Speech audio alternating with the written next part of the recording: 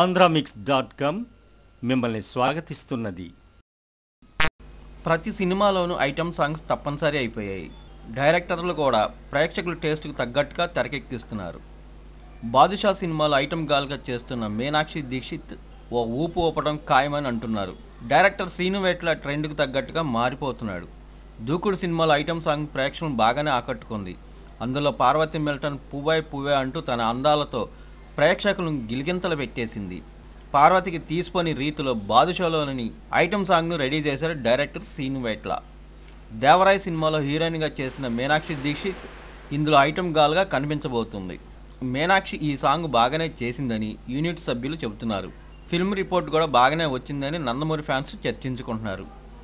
Tarak speed డాన్స్కు Thaman music super అంటున్నారు. మరి పార్వతిని మీనాక్షి బీట్ చేస్తుందో లేదా అనేది ఏప్రిల్ 5న తేలనుంది.